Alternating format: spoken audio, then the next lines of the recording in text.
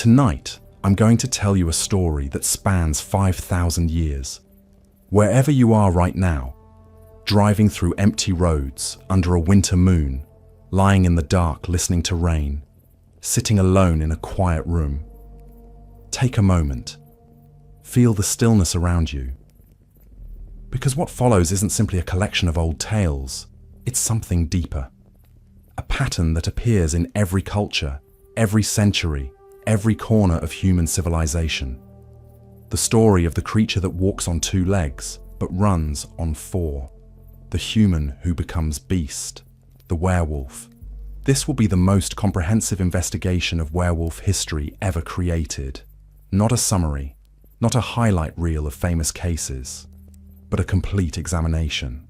We'll walk through Greece, where the first transformation was recorded in writing.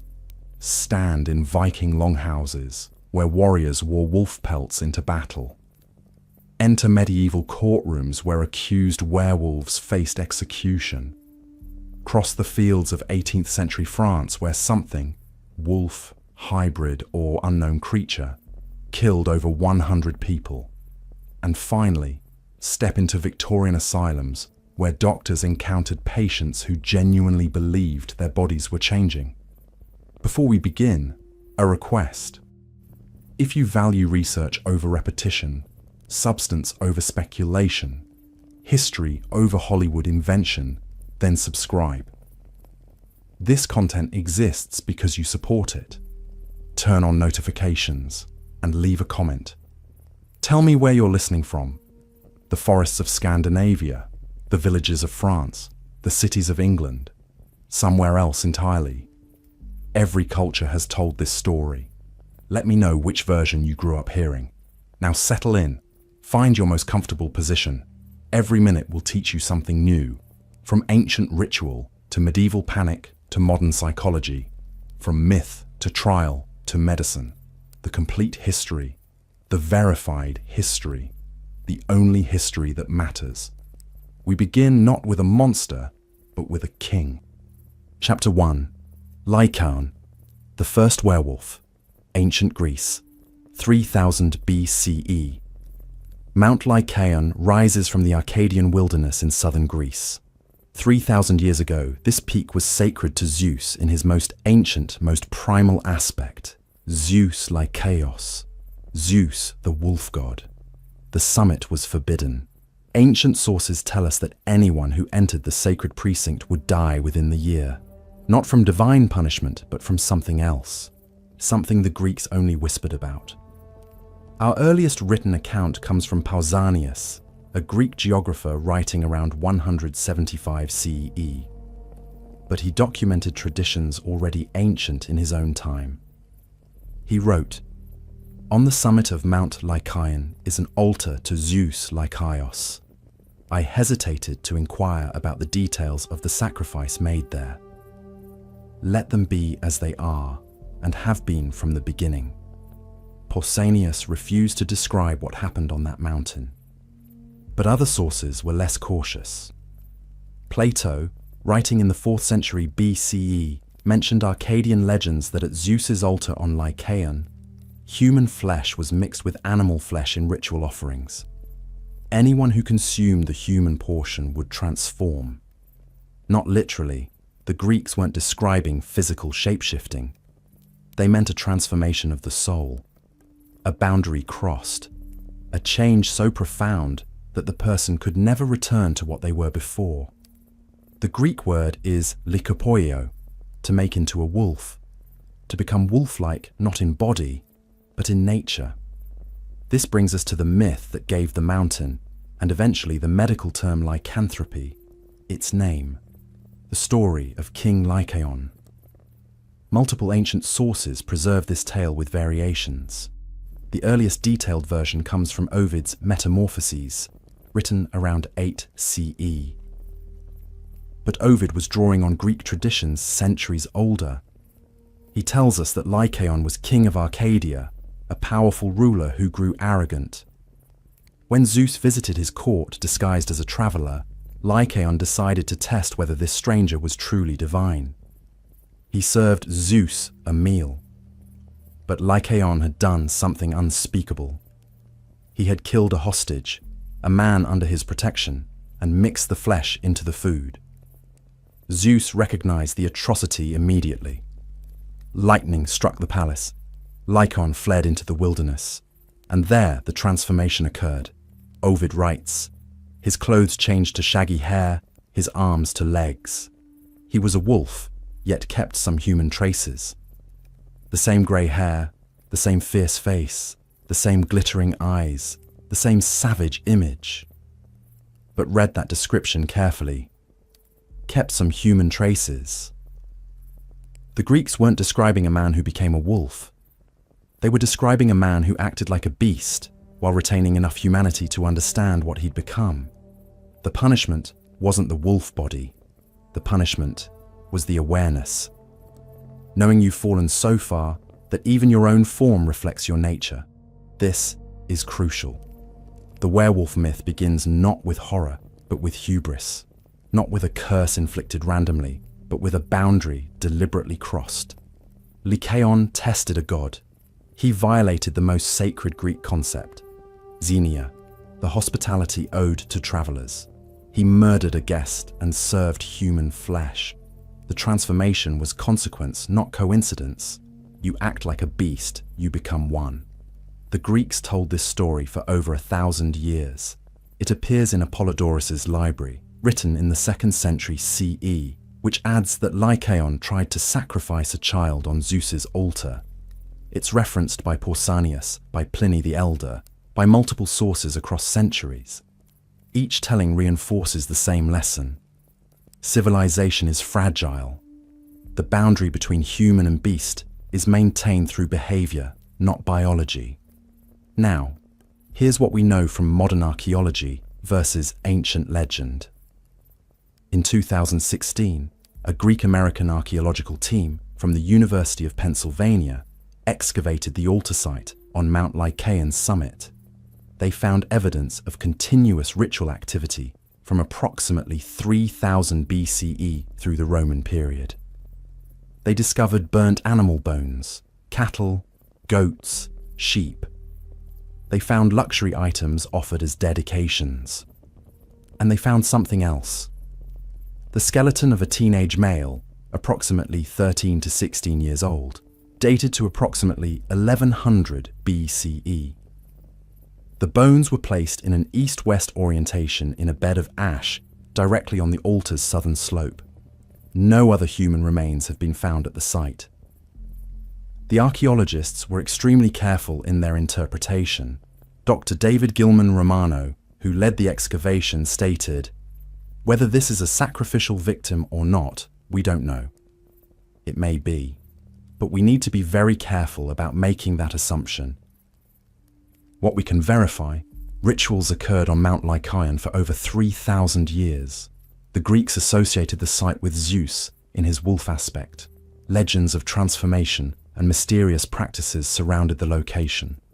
One adolescent was buried in the ritual precinct in circumstances unlike any other burial in the region. What we cannot verify, that human sacrifice actually occurred, that consumption of human flesh was part of any ritual, that anyone ever physically transformed into a wolf. The power of the Lycaon story isn't whether the rituals were real. It's that the Greeks created and preserved for millennia a myth about crossing boundaries, about what happens when you violate the rules that make us human. The werewolf entered human imagination not as a monster from outside, but as a warning about what we contain within. From Greece, the concept spread, but it took very different forms in different cultures. In the frozen north, among the Vikings and Norse peoples, the wolf was not a punishment, it was power. Chapter 2. Ulfednar. Wolf Warriors of the Norse. In the year 793 CE, Viking raiders struck the monastery at Lindisfarne off the coast of Northumbria. The Anglo-Saxon Chronicle records the attack with horror.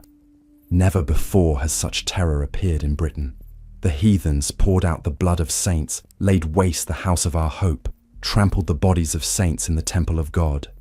What terrified the monks wasn't just the violence, it was the warriors themselves. Men who fought with an intensity that seemed inhuman. Men who wore wolf pelts over their armor. Men the Norse called ulfhednar, wolf coats, the wolf warriors. To understand the ulfhednar, we must understand how fundamentally different the Norse viewed wolves compared to the Greeks. In Greek mythology, Zeus transformed Lycaon into a wolf as punishment. In Norse mythology, Odin, the All-Father, king of the gods, owned 2 wolves, Geri and Freki, whose names mean the greedy one and the ravenous one. These wolves sat beside Odin's throne in Valhalla. Odin fed them all his food, consuming only wine himself. The wolves were not evil. They were sacred companions to the highest god. The Ulfhednar took their inspiration from this association. They believed that by wearing wolf pelts, by entering a trance-like state before battle, they could channel something of the wolf's nature, not transform physically. Let's be clear about this, but access a psychological state that gave them combat advantages. Our sources for the Ulfhednar come from multiple Icelandic sagas, written in the 13th and 14th centuries, but describing events from the Viking Age 2 to 3 centuries earlier.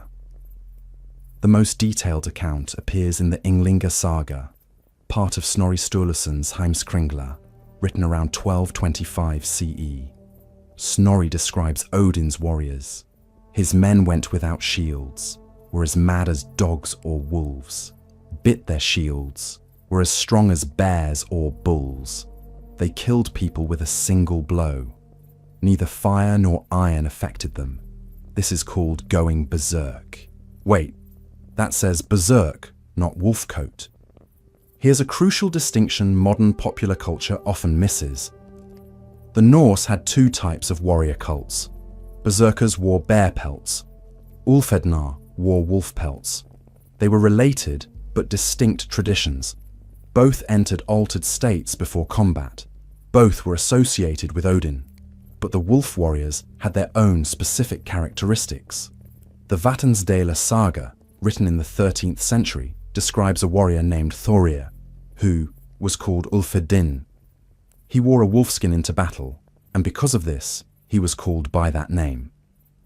The Volsunga saga, likely composed in the 13th century, but drawing on much older oral traditions, contains the most detailed wolf warrior episode in Norse literature. The heroes Sigmund and his son, Sinfjotli, discover wolf pelts hanging in a house deep in the forest. When they put them on, they cannot remove them. For 10 days, they run through the wilderness, understanding the speech of wolves, hunting like wolves, killing like wolves. They can only resume human form every 10th day. When the period ends, they burn the wolf skins and swear never to wear them again. This is not literal transformation. The saga makes clear the pelts are physical objects they wear and later burn, but something profound happens to their minds while wearing them. They act on instinct. They kill without restraint. They lose the ability to control themselves. When they return to human form, Sigmund tells his son, "Those pelts were full of evil. Let us not suffer from them anymore." What was actually happening with the historical Ulfhednar?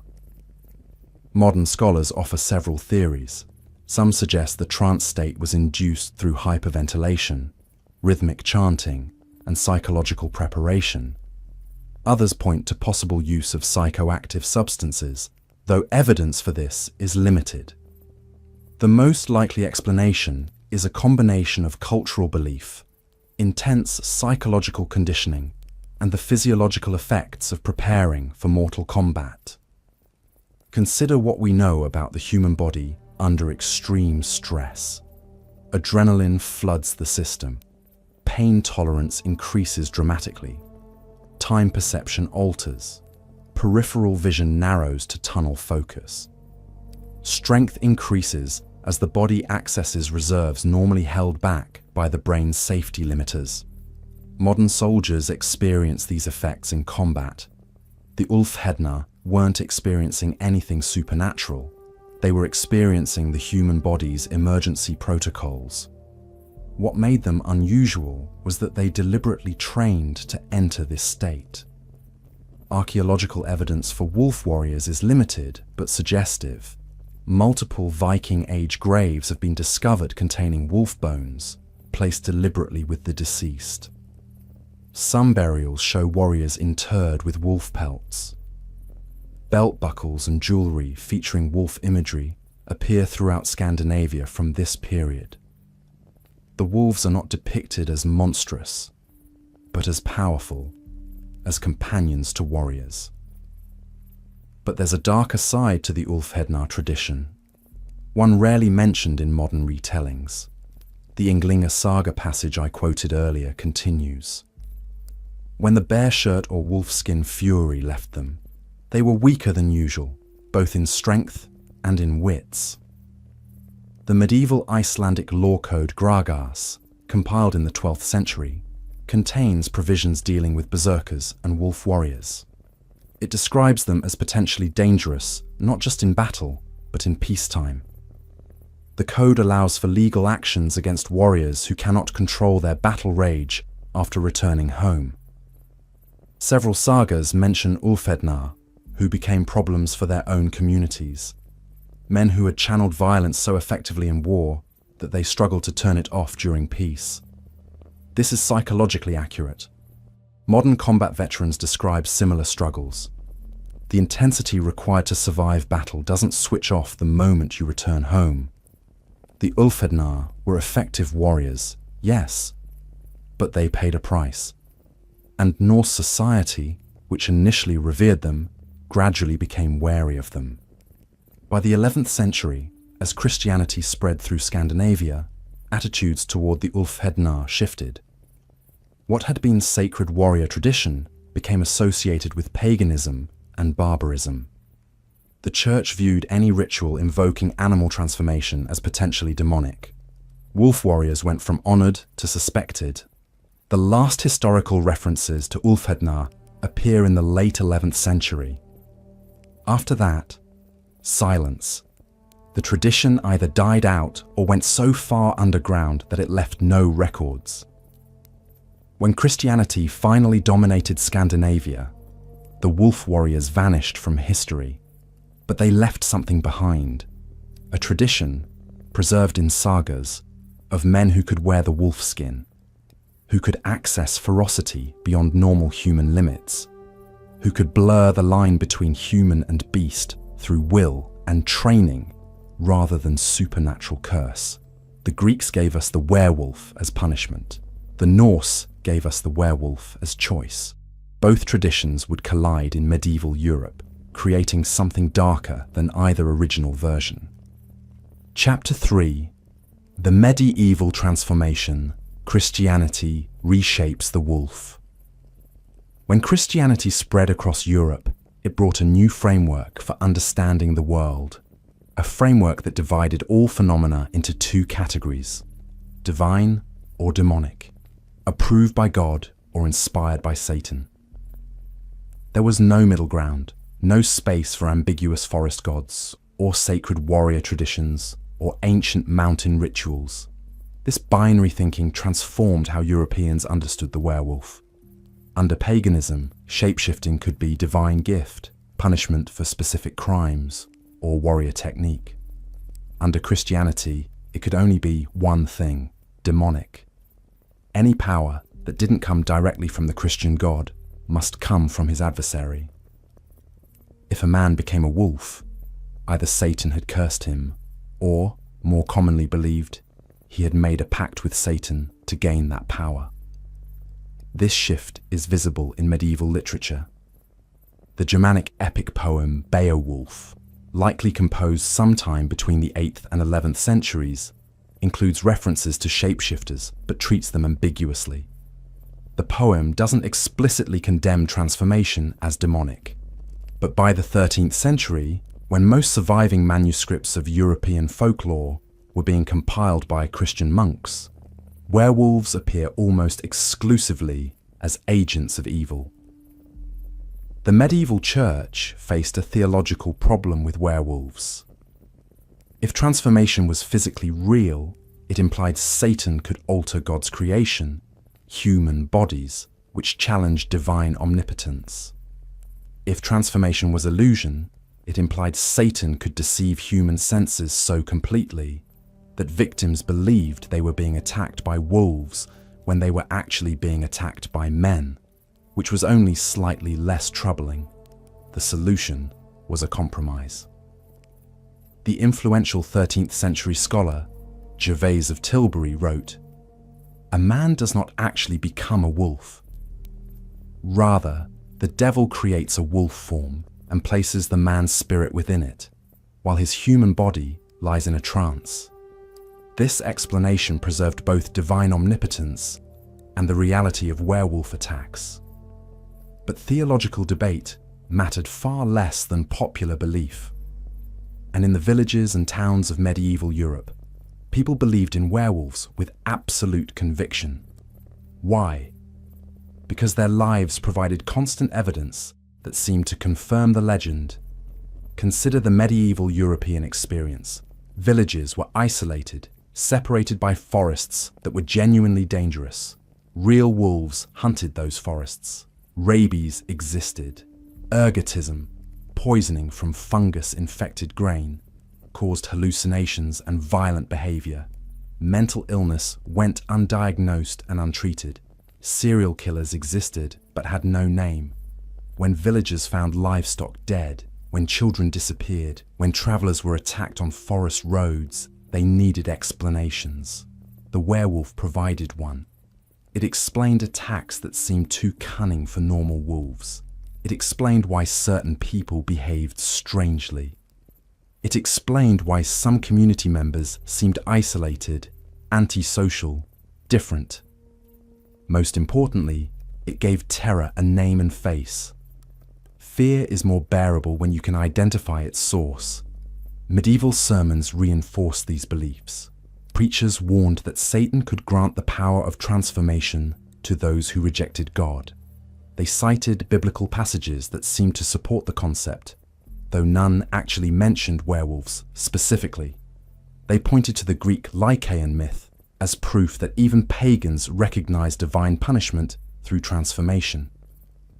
They created a theological framework that validated and encouraged werewolf beliefs. The medieval werewolf differed from both Greek and Norse versions in crucial ways. It was neither punishment for specific crime nor warrior's chosen path. It was supernatural affliction or diabolic pact. The person either had no control over transformations, cursed against their will, or had actively sought the power through witchcraft and devil worship. This belief system had practical consequences. If werewolves were real, they could be hunted. If transformation came from demonic pact, it was heresy. If it was heresy, it fell under church jurisdiction. And if it fell under church jurisdiction, confession could be extracted through torture and punishment delivered through execution. All the pieces were in place. All that was needed was the spark that would ignite panic. That spark came in the 16th century, when Europe descended into what historians now call the werewolf trials. A period when suspected werewolves were dragged into courtrooms, tortured until they confessed to impossible crimes, and executed in ways designed to send messages about the price of serving Satan. We are about to enter that darkness. But before we do, understand this. The medieval church didn't create the werewolf. The Greeks created the myth. The Norse gave it warrior power, but the church gave it teeth. It weaponized the legend, turned it into a tool for enforcing conformity, for explaining inexplicable violence, for giving communities someone to blame when things went wrong. The werewolf trials were not about wolves. They were about fear, and about what humans do to other humans when fear takes control. Chapter 4. The Werewolf Trials begin. Gilles Garnier, France, 1573. On September 18th, 1573, in the region of Dole in eastern France, several children vanished while gathering wood in the forest. Search parties found nothing. No bodies, no tracks. No clues, except rumors of a large wolf seen near the forest edge around the time the children disappeared. Then, in October, a young girl was found dead. Her body showed bite marks that confused the investigators. They resembled wolf bites, but were somehow wrong. The spacing was off. The depth was inconsistent. Some physicians who examined the remains said the wounds could have been made by human teeth. Panic spread through Dole. Parents kept children inside. No one traveled alone. Armed groups patrolled the forest, and suspicion fell on a man named Gilles Garnier. Garnier lived in a decrepit hut deep in the woods, far from the village. He was desperately poor. So poor he and his wife survived on whatever they could gather or trap. He was antisocial, rarely attending church, avoiding contact with other villagers. He was strange-looking, gaunt, and wild-eyed from malnutrition and isolation.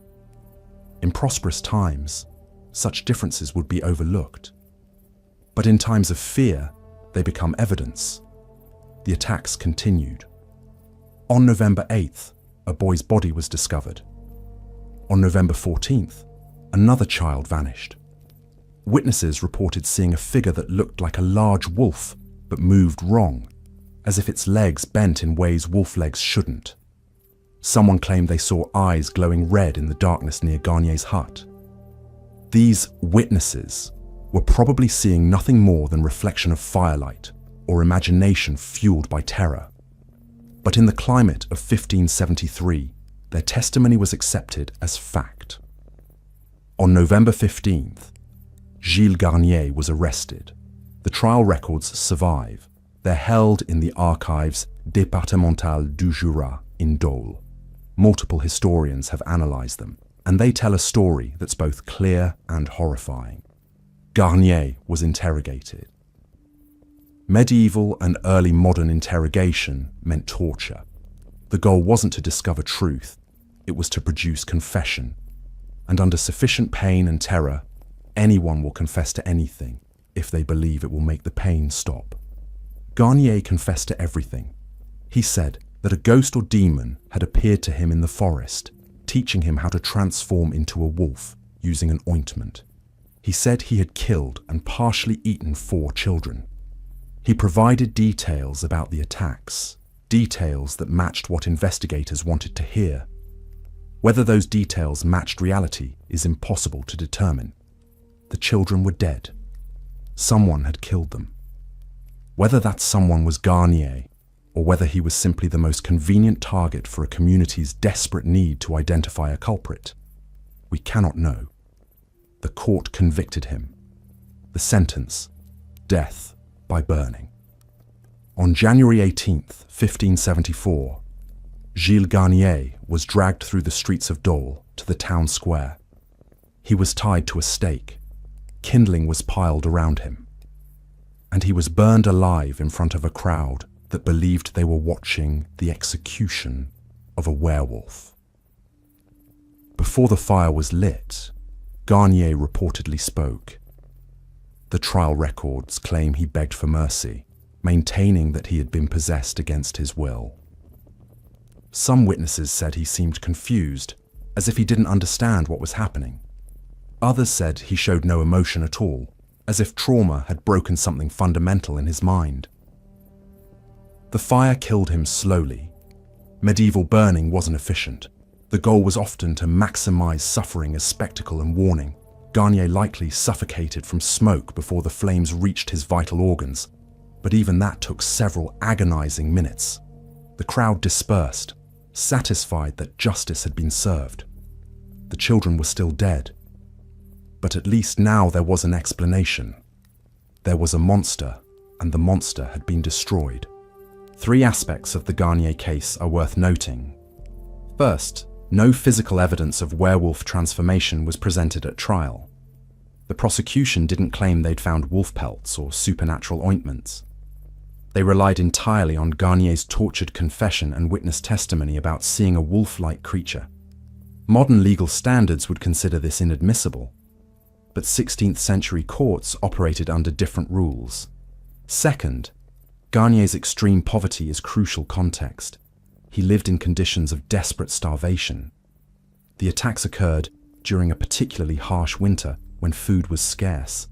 Some historians have suggested that Garnier, driven to madness by hunger, may actually have killed and cannibalized the children, not as a werewolf, but as a starving human who had broken society's deepest taboo. The werewolf confession would then be either a delusion brought on by guilt and trauma, or a way to make sense of his own actions, or simply what interrogators forced him to say. We cannot know which. Third, the Garnier case established a template that would be followed in hundreds of subsequent trials. The pattern: 1. Children disappear or are found dead. 2. Community panics. 3. Suspicion focuses on an outsider, someone poor, strange, antisocial. 4. Witnesses report seeing a wolf-like creature. 5. The suspect is tortured until confession is obtained. 6. The suspect is executed, usually by burning. 7. The community believes the threat is ended. This pattern would repeat across France, Germany, Switzerland, and other regions over the next century. The werewolf trials had begun, and once begun, they fed themselves. Each execution validated the belief that werewolves were real. Each belief generated more accusations. Each accusation led to more executions. The cycle would continue until something broke it. That breaking point was still decades away. In the meantime, the fires burned, and men and women who were probably guilty of nothing more than being different died in flames because their communities needed monsters to kill. Chapter 5. Peter Stump, the Werewolf of Bedburg, Germany. 1589. 16 years after Gilles Garnier burned in Dole, another trial captured Europe's attention. This one was larger, more sensational, and infinitely stranger. The case of Peter Stump, or Peter Stubber, as some sources spell it, the Werewolf of Bedburg. What makes the Stump case different from Garnier's is this: no official court records survive. None. No trial transcripts, no legal documents, no execution orders. Everything we know comes from a single source: a printed pamphlet published in Germany and later translated into English. A pamphlet designed not to inform, but to sell. And what it sold was the most lurid, detailed, impossible werewolf story ever committed to paper. Let me be absolutely clear about this before we examine the story. The pamphlet that describes Peter Stump's crimes and execution may be propaganda. It may be exaggeration. It may contain kernels of truth wrapped in layers of fabrication. Or it may be complete fiction inspired by actual murders committed by someone whose name we'll never know. We cannot verify almost anything about this case through independent sources. What we can do is examine what the pamphlet claims and analyze why it became so influential. The pamphlet, titled "A True Discourse Declaring the Damnable Life and Death of One Stubby Peter," was published in London in 1590. It claims to translate and summarize a German original. The story it tells is this: near the town of Bedburg, in the electorate of Cologne, a series of brutal murders occurred over a period of approximately 25 years. Livestock were found torn apart. Women disappeared from roads and fields. Children vanished. The attacks were attributed to a large wolf that hunted the area with apparent intelligence and uncanny ability to evade capture. According to the pamphlet, in autumn of 1589, a group of hunters and their dogs finally cornered this wolf near a grove of trees. But when they closed in for the kill, the wolf was gone. In its place stood a man, Peter Stump, a local farmer of some prosperity. The hunters seized him and brought him before authorities. Under interrogation, which certainly included torture, though the pamphlet glosses over this detail, Stump allegedly confessed to an astonishing catalogue of crimes. He claimed that 25 years earlier, he had made a pact with the devil. In exchange for his soul, Satan gave him a magical belt. When Stump wore this belt, he transformed into a powerful wolf with eyes glowing like fire and great paws with sharp claws.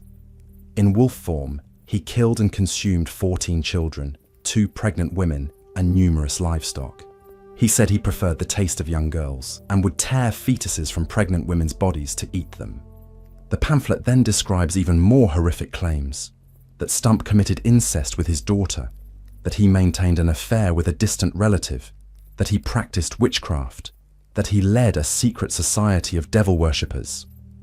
These accusations follow the standard pattern of early modern witch trial confessions: sexual transgression, family violation, secret societies, devil worship, all the elements that prosecutors expected and tortured defendants until they confessed to. The trial was held in Bedburg. Stump was found guilty. The sentence was designed to be the most horrific punishment imaginable, calculated to serve as warning and spectacle. On October 31st, 1589, Halloween, appropriately enough for a case that would inspire centuries of werewolf fiction, Peter Stump was brought to a wooden platform in Bedburg's town square. According to the pamphlet, the execution proceeded in stages. First, his flesh was torn from his bones in 10 places using red-hot pincers. Then, his arms and legs were broken with the wooden handle of an axe to prevent him from rising from the grave as a werewolf. Then, his head was struck off. Then, his body was burned to ash. Finally, a wooden pole was erected on the execution ground. On top of the pole, they placed a wooden wheel, symbol of the breaking he'd endured. Above the wheel, they mounted Stump's severed head. And around the pole, they placed wooden figures carved to resemble wolves, as permanent warning about the price of making pacts with the devil. That's what the pamphlet says happened. But here's what we can actually verify through independent sources. Almost nothing. The town of Bedburg existed. A man named Peter Stump may have lived there in the 1580s. People were definitely executed in that region during that period. The late 16th century was the height of both witch trials and werewolf trials across German territories. Beyond that, we're left with a sensational story that historians cannot corroborate. Modern scholars who have investigated the Stump case intensively, including Stuart Clark in Thinking with Demons and Willem de Blecourt in multiple papers on werewolf trials, point out numerous red flags. The pamphlet was published in London, not Bedburg. It was written in English for English readers who couldn't verify the story. London printers in 1590 were producing numerous pamphlets about continental European scandals, many of which were exaggerated or fabricated to satisfy reader demand for shocking content. The pamphlet industry was profit-driven, not truth-driven. The German original that the English pamphlet claims to translate has never been found. Numerous German archives have been searched. Nothing. If this trial was as significant as the pamphlet suggests, involving 25 years of murders, a dramatic capture, and an unprecedented execution, German chronicles of the period should mention it. They don't. The details of the crimes match too perfectly with werewolf folklore. The magical belt that grants transformation is a standard element in German werewolf legends. The appetite for pregnant women and fetuses echoes ancient Greek and Roman stories about Lamia and similar monsters. The Devil Pact follows standard witch trial formula. The confession reads like someone compiled every werewolf trope and every witch trial accusation into one impossible narrative. The execution's specific tortures, the 10 places of flesh removal, the breaking of limbs, the burning, the display, are described with the kind of detailed relish that suggests either the writer was present or was inventing details to satisfy readers' appetite for gruesome spectacle. So what actually happened in Bedburg in 1589? We don't know. Possibilities include someone was executed for some crime, possibly murder, possibly witchcraft, and the pamphlet exaggerated the details beyond recognition. Multiple crimes and trials from different times and places were combined into one sensational story. The entire story was invented, inspired perhaps by actual unsolved murders in the region, but transformed into propaganda, possibly anti-Catholic, since the electorate of Cologne was Catholic territory, and the pamphlet was published in Protestant England during a period of intense religious conflict. A real serial killer operated in the region, was caught and executed, and the werewolf elements were added to the story to make sense of crimes that seemed too terrible to be merely human. The last possibility is worth considering. Serial killers existed long before that term was invented. The behavior patterns that define serial murder, compulsive repetition, victim selection, escalation, are not modern phenomena. If someone in the Bedburg region was killing children and women over many years, the community would desperately need an explanation. Werewolf provided that explanation. The supernatural frame made the horror manageable by suggesting it came from outside normal humanity. But whether Peter Stump was a real serial killer, a scapegoat, or a fictional character, the pamphlet about him had enormous impact. It was reprinted multiple times. It was translated into Dutch and French. It spread across Europe, and it established the template for how popular culture would imagine werewolf trials.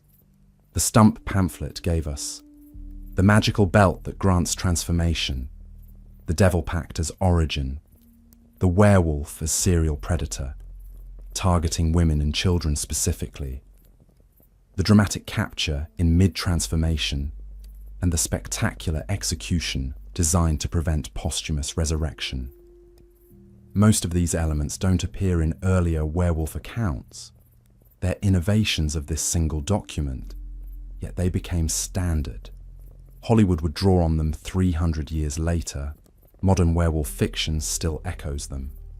The case also reveals something about how myths evolve.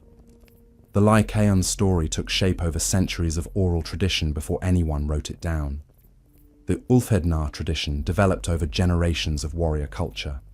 But the Stump story was manufactured, or at least heavily embellished, by a single document produced for profit in the early modern printing industry. We live in the age of mass media. We worry about fake news, viral misinformation, stories that spread faster than truth. But we didn't invent this problem. In 1590, a pamphlet about a werewolf in Bedburg spread across Europe and shaped popular consciousness for centuries. The technology was simpler. The principle was identical. Print what sells. Truth is secondary.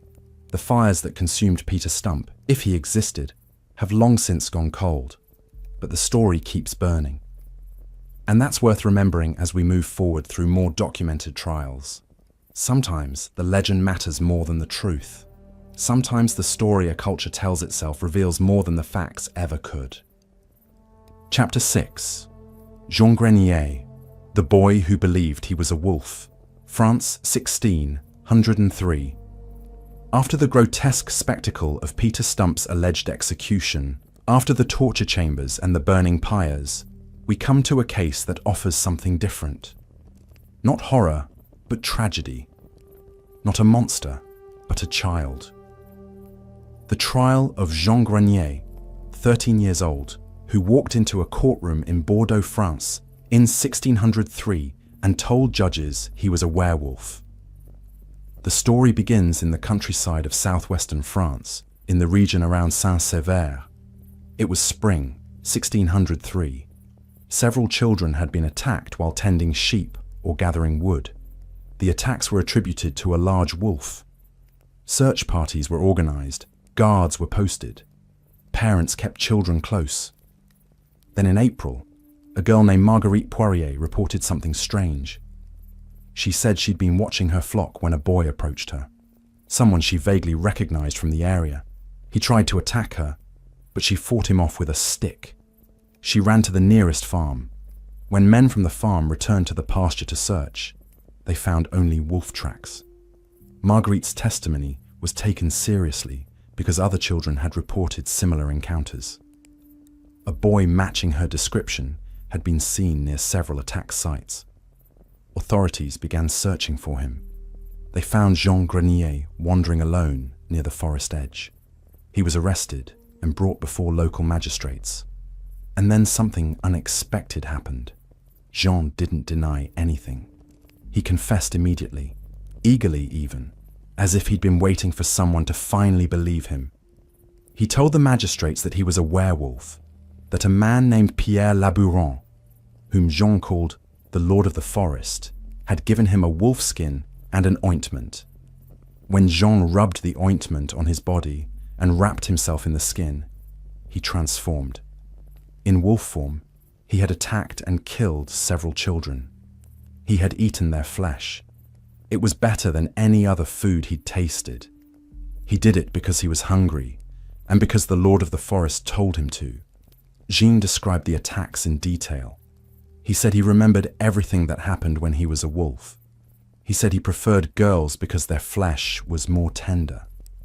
He claimed to have killed and partially eaten a baby, a young boy, and a girl about his own age. The details were horrific, delivered in a flat, childish voice as if he were describing something ordinary. The local magistrates sent the case to higher authority. This was beyond their capacity to judge. Jean Grenier was transferred to Bordeaux, where the Parlement, the regional high court, would hear his case. This is where Jean's trial becomes historically significant. Because in Bordeaux, Jean encountered something rare in werewolf trials: judges who were skeptical. The Bordeaux Parlement included some of the most educated legal minds in France.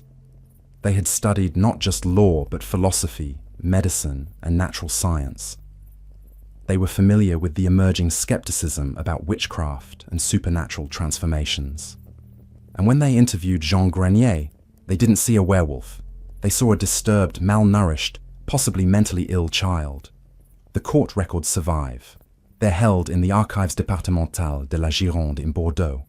Multiple historians have studied them, most notably Claude Seignol in Les Évangiles du Diable and Nicole Jacques Lefebvre in Such an Impure, Cruel and Savage Beast.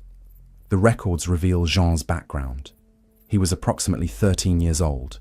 Sources differ slightly on his exact age. He was the son of a poor laborer. His mother had died when he was young. His father was described as neglectful, possibly abusive, frequently drunk. Jean had been sent to work as a shepherd at age 7 or 8, essentially abandoned to survive on his own in the countryside. He was illiterate, malnourished, and showed signs of developmental problems, possibly caused by malnutrition, possibly congenital. Most tellingly, Jean contradicted himself constantly. He would describe attacks in detail, then claim they happened in places he couldn't have reached. He would say he'd killed specific children, then those children would appear in court, alive and unharmed. He would claim he transformed using a wolf skin, then say he used an ointment, then say he didn't need anything. He just transformed by will. The story kept changing. The court investigated thoroughly. They examined the sites where Jean claimed attacks occurred. They interviewed people Jean said he'd attacked. They tried to verify any detail of his confession. What they found was this: some children in the region had been attacked by a large animal, possibly a wolf. But Jean Grenier couldn't have been responsible for most of the attacks he confessed to. The dates were wrong. The locations were wrong. His physical capabilities didn't match. He was a small, weak child. The attacks suggested a powerful predator. Most of the children he claimed to have killed were alive. Jean wasn't confessing to crimes he'd committed. He was confessing to crimes he wished he'd committed, or imagined he'd committed, or had heard about and inserted himself into. The court faced a decision. Traditional response to werewolf confession was execution. But the judges saw something else. They saw, in the words of one court document, a boy more deserving of pity than punishment, lacking understanding of his own condition. On September 6th, 1603, the Parlement of Bordeaux issued its judgment. Jean Grenier was found guilty not of werewolf transformation, but of imbecility and lack of understanding. The court declared that he was mentally incapable of distinguishing reality from delusion. The sentence: Jean would be committed to a monastery where Franciscan friars would care for him, feed him, educate him if possible, and prevent him from harming himself or others. This was revolutionary. For the first time in a werewolf trial, a court explicitly rejected supernatural transformation and instead recognized mental illness. Jean was taken to a Franciscan monastery near Bordeaux. We know what happened to him there because a man named Pierre de Lancre, a judge and demonologist, visited him 7 years later in 1610 and wrote about the encounter. De Lancre described Jean as a small, thin boy with sunken eyes and long nails. He would walk on all fours if not prevented. He refused to look at people directly. He had to be constantly supervised because he tried to eat any raw meat left unattended. The friars reported that Jean could not be educated. He never learned to read or write. He had periods where he seemed calm, but would suddenly become agitated, claiming he needed to hunt, that the Lord of the Forest was calling him. He would try to escape the monastery, to return to the woods. The friars kept him in a secure room for his own safety. Jean Grenier died in the monastery sometime around 1611, approximately age 21. The exact date isn't recorded. A quiet death for a boy whose case transformed how Europe understood werewolf trials. So, what was actually wrong with Jean? Modern psychiatrists and psychologists who've studied the case records suggest several possibilities. Clinical lycanthropy, the genuine psychiatric condition where patients believe they're transforming into animals. This condition is documented, rare but real, often associated with schizophrenia or other psychotic disorders. Severe childhood trauma combined with abandonment, leading to dissociative states and fantasy life that became indistinguishable from reality for him. Possible developmental disability or brain damage, perhaps from malnutrition during critical developmental periods or from physical abuse. A combination of all three, trauma, malnutrition, and mental illness, creating a child so damaged that he believed his own delusions completely. One detail stands out. Jean was obsessed with eating raw meat. The friars had to lock away any uncooked food. This wasn't shape-shifting. This was a starving child who'd spent years living on whatever he could catch or scavenge, developing associations between hunger and meat in ways that never normalized even when regular food became available. The Jean Grenier case matters for 3 reasons. First, it demonstrated that skepticism about werewolf trials was possible even in the early 17th century. The Bordeaux judges showed that applying reason and investigation could reveal natural explanations for apparently supernatural phenomena. Second, it established precedent. Other courts would cite the Grenier judgment when dealing with similar cases, using it to argue for medical rather than demonic interpretation of werewolf confessions. Third, it shows us what werewolf trials often were beneath the supernatural language. Traumatized, mentally ill, or intellectually disabled people caught in a system that had no framework for understanding their conditions except through demons and curses. Not every accused werewolf was innocent. Some cases involved real violence committed by real people. But Jean Grenier was a child who needed help, and in 1603, incredibly, he received something closer to treatment than punishment. The skepticism shown in his case would slowly spread. By the end of the 17th century, werewolf trials were declining, not because people stopped believing in werewolves, but because courts were becoming less willing to accept confessions at face value. Before the trials ended completely, though, one more case deserves examination, because it flipped every assumption about werewolves upside down. Chapter 7. These of Kaltenbrunn. The benevolent werewolf, Livonia. 89 years after Jean Grenier confessed to being a werewolf in France, a similar confession occurred in the Baltic region of Livonia, in what's now Latvia. But this confession was different in a way that left church authorities completely confused. An 80-year-old man named Thies from the village of Kaltenbrunn stood in front of an ecclesiastical court and calmly announced that he was a werewolf. The judges, expecting the usual pattern of devil pacts and child murder, prepared to condemn him. But Thies didn't confess to serving the devil. He claimed to serve God. The trial records survive in Swedish archives. Livonia was under Swedish rule at the time. They're remarkable documents because they show church authorities encountering a werewolf belief system completely different from the one they'd been prosecuting for over a century.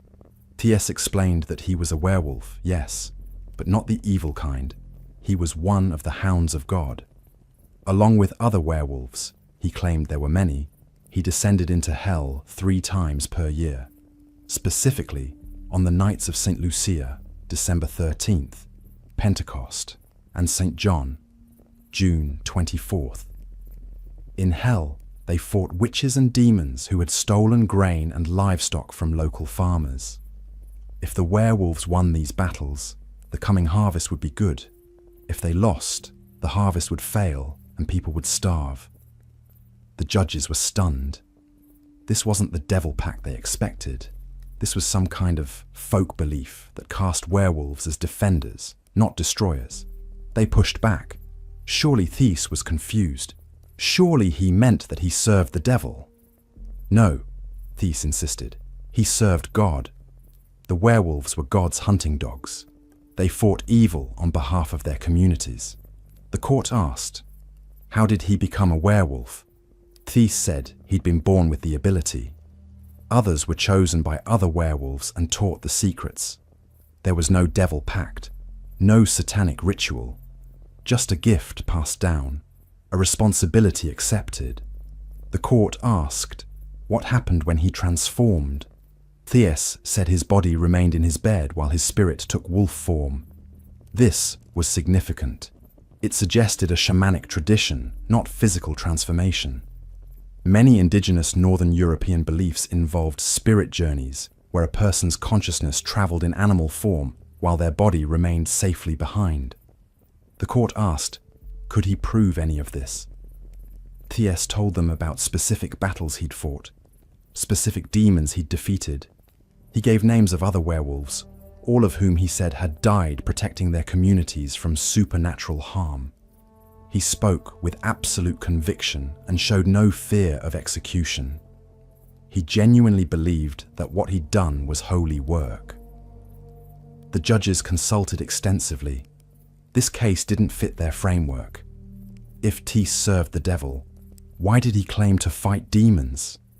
If he opposed the devil, why did he call himself a werewolf? The theological implications were troubling. Could a werewolf serve God? Could transformation be holy rather than demonic? They couldn't reach consensus. Finally, they compromised. In October 1692, the court found Thies guilty of idolatry and superstitious beliefs. Not witchcraft, not devil worship, just stubbornly holding on to pagan ideas.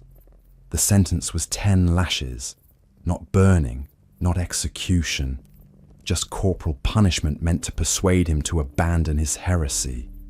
There's no record that the punishment changed Thies's mind. At 80 years old, he'd been a werewolf his entire life. He wasn't going to stop believing because a court disagreed. The Thies case is invaluable to historians for several reasons. It proves that werewolf beliefs varied significantly by region and culture. The standard narrative of devil pacts and child murder was widespread but not universal. In Baltic and Slavic regions, traditions existed where werewolves were protectors, not predators. It shows the collision between indigenous beliefs and Christian orthodoxy. What Thies described sounds remarkably like shamanic practices found throughout Northern Europe and Siberia. Spirit journeys to the underworld, battles with malevolent forces, responsibility for community welfare. Christianity had suppressed these practices for centuries, but in isolated regions they survived into the late 17th century. It demonstrates that by 1692, even church courts were becoming reluctant to execute for werewolf confessions. A century earlier, Thies would likely have burned. But the age of werewolf trials was ending. Skepticism was spreading. Courts wanted evidence beyond confession. Thies's Hounds of God concept appears in other sources from the Baltic region. Folklore collections from Lithuania, Latvia, Estonia, and parts of Poland reference werewolves who fight witches, defend harvests, or journey to the underworld. These weren't secret traditions. They were openly practiced folk beliefs that communities relied on. This challenges our understanding of what werewolf meant across different cultures.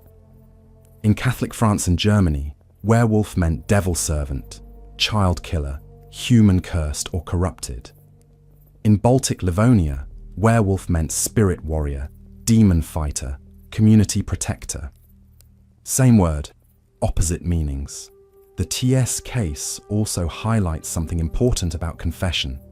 When Jean Grenier confessed to being a werewolf, he described what interrogators expected to hear: attacks on children, devil pacts, forbidden appetites.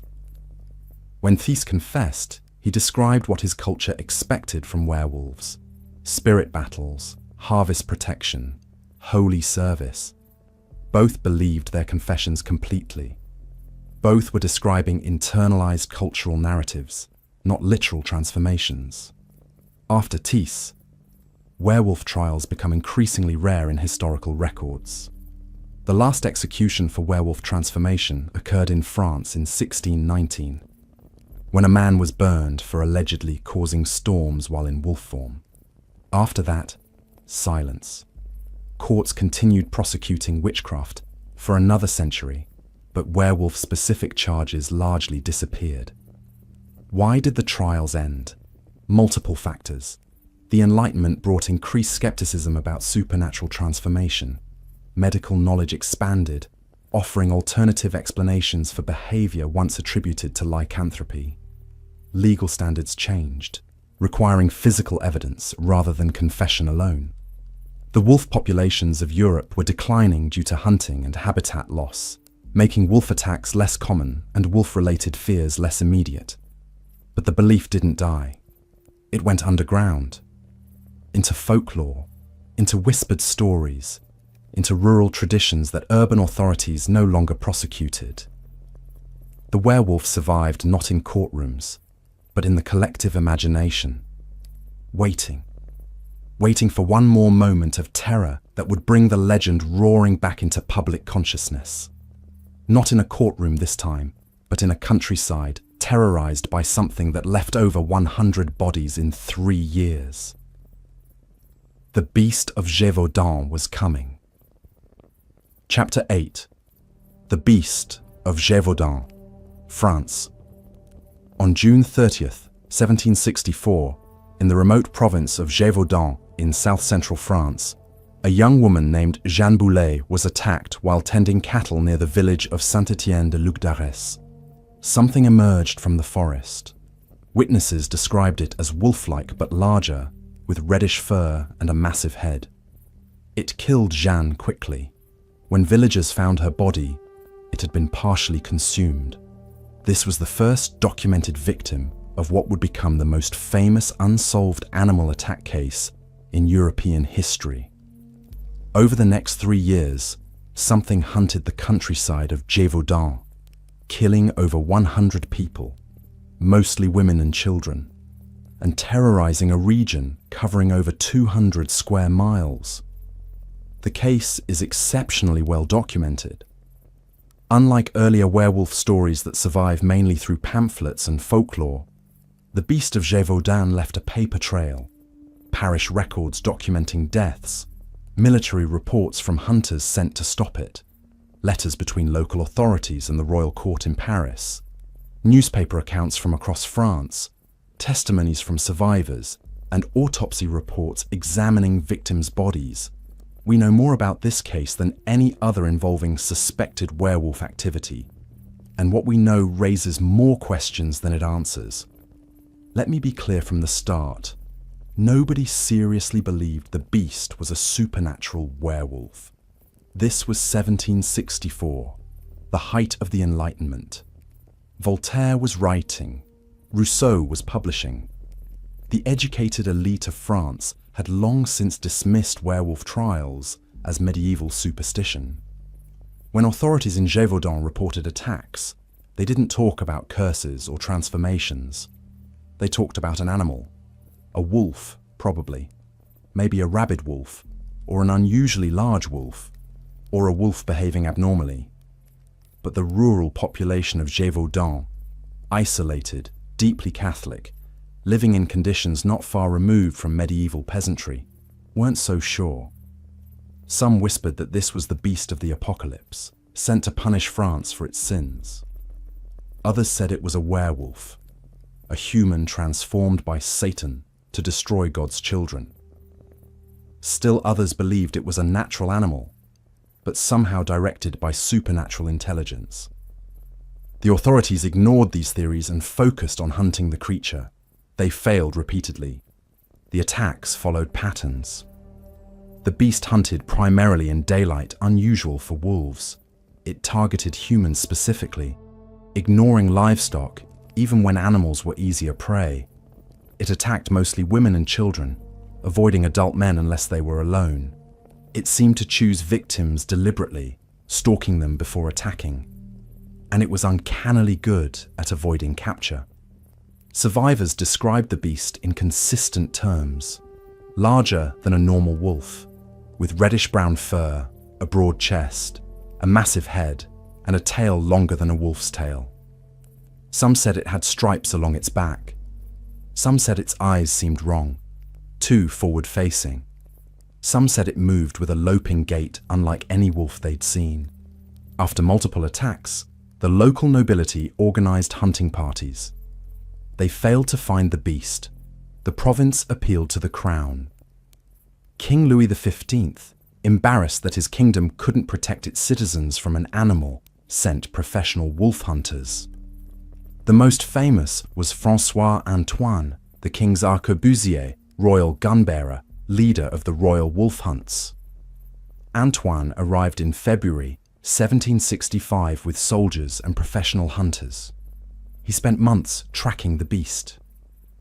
On September 21st, 1765, near the Royal Abbey of Chazes, Antoine's hunting party cornered a large wolf. They shot it. The wolf, an unusually large male, was killed. Antoine had the body stuffed and sent to Versailles as proof that the beast was dead. The attack stopped. For 2 months, no deaths were reported. France celebrated. The king rewarded Antoine.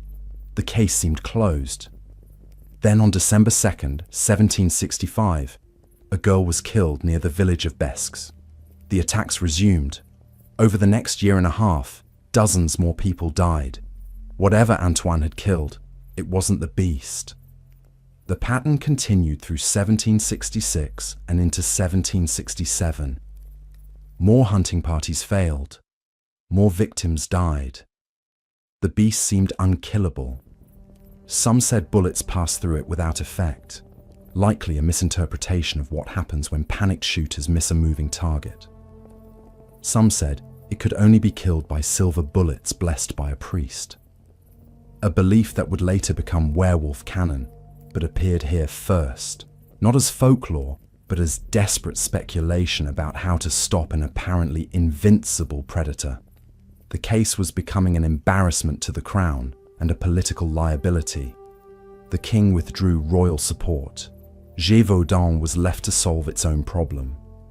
And then, on June 19th, 1767, a local hunter named Jean Chastel killed something. The story of that hunt has been embellished over centuries, but here's what we can verify from contemporary documents. Chastel was part of a large hunting party organized by local nobility. They were combing through forest near the village of Saugues when dogs flushed something from the underbrush. Chastel fired. The animal fell. When they examined the body, they found a large canid, wolf-like, but with unusual features. It was male, weighed approximately 140 pounds, had reddish fur with dark stripes, and had a skull larger than a typical wolf's. When they opened the animal's stomach, they found human remains.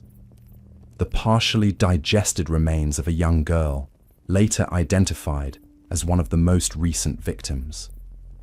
The body was preserved and examined by multiple witnesses. Descriptions vary somewhat, but most agree it was definitely not a normal wolf.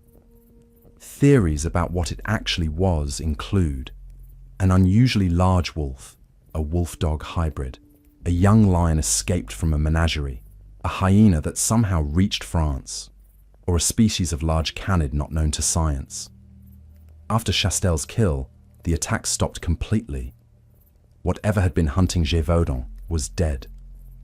The final count: between 110 and 124 confirmed deaths, depending on which sources you trust. Dozens more people were attacked, but survived. The attacks lasted 3 years. Multiple professional hunters failed to stop them. The creature was only killed by a local hunter who knew the territory intimately. So, what was the beast of Gévaudan? We still don't know. The body was examined by multiple people, but no naturalist ever conducted a formal scientific analysis. It was put on display locally, then disappeared, probably decomposed or was destroyed. No skeleton was preserved. We have only descriptions which are contradictory and filtered through non-expert observers. Modern theories include a large wolf, possibly with unusual coloring due to genetic mutation. Wolves in Europe typically weighed 60 to 90 pounds. A 140-pound wolf would be exceptional, but not impossible. Behavior of targeting humans primarily is unusual, but documented in cases where wolves become habituated to human presence and learn to view humans as prey. A wolf-dog hybrid.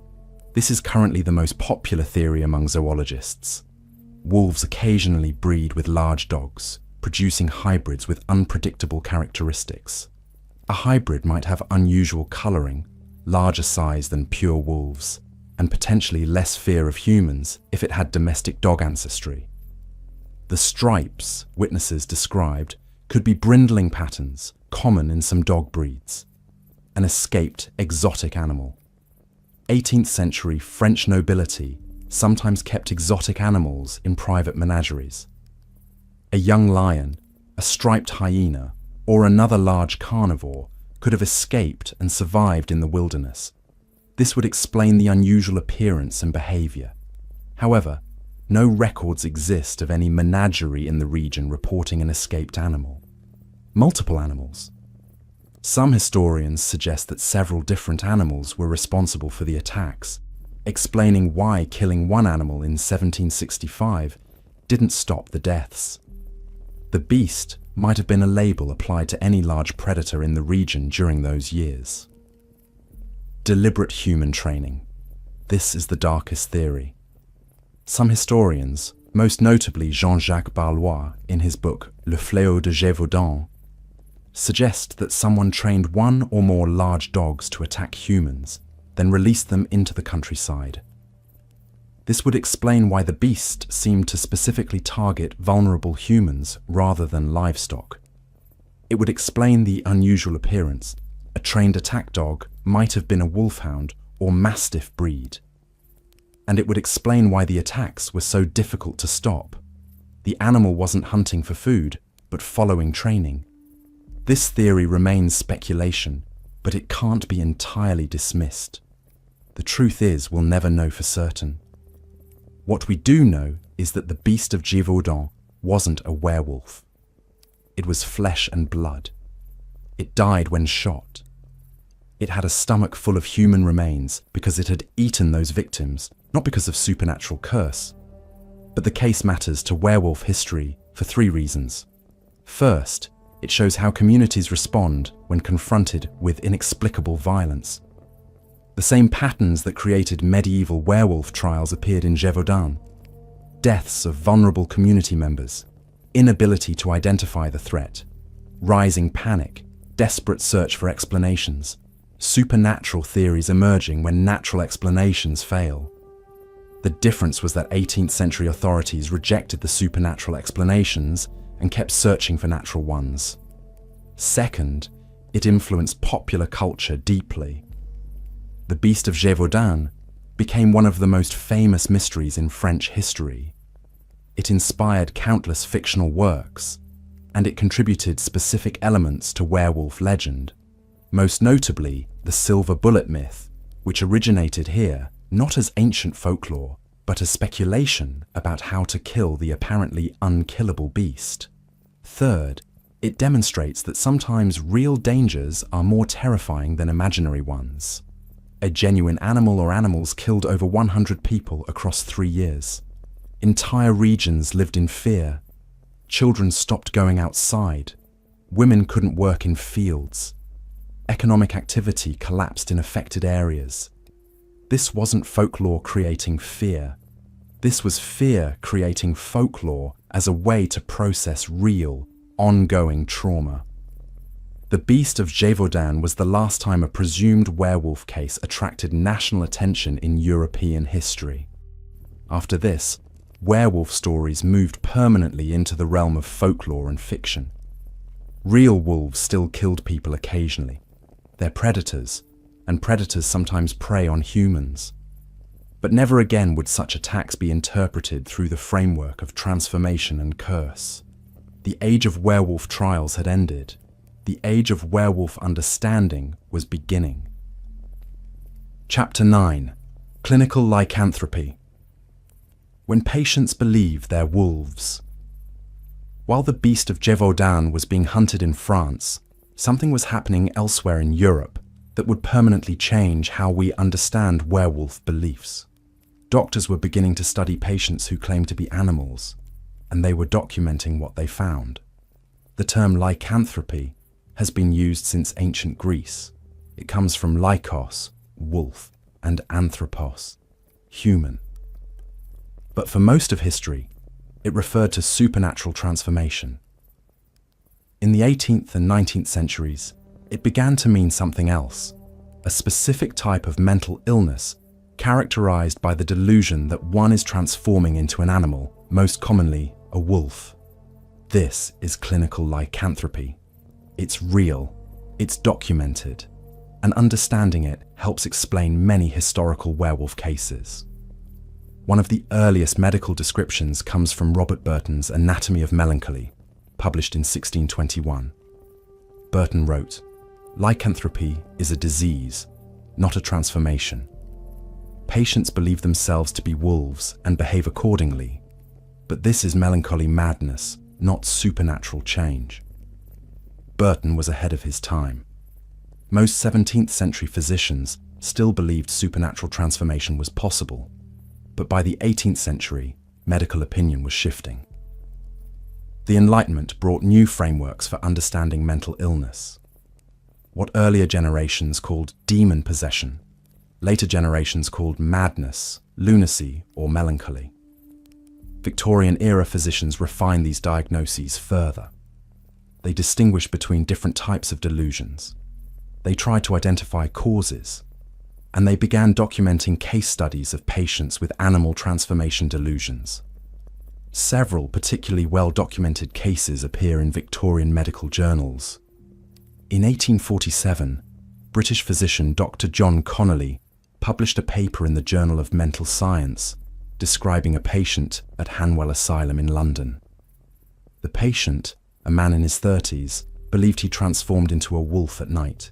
He would crawl on all fours, refuse clothing, attempt to bite staff, and howl. Dr. Connolly noted that the patient was otherwise rational. He could discuss mathematics, politics, literature. But on the subject of his transformation, he was absolutely convinced of its reality. Treatment with opiates and hydrotherapy showed limited effect. In 1854, French psychiatrist Dr. Jean Esquirol, one of the founders of modern psychiatry, documented multiple cases of lycanthropy at Salpêtrière Hospital in Paris. His most detailed case study involves a woman who believed she transformed into a wolf during menstruation. She described feeling her teeth sharpen, her hands curl into claws, and her skin grow fur. She could see her transformation in the mirror, though nurses confirmed no physical change occurred. Esquirol theorized that the delusion was connected to hysteria, a now discredited diagnosis, but his documentation of the patient's subjective experience remains valuable.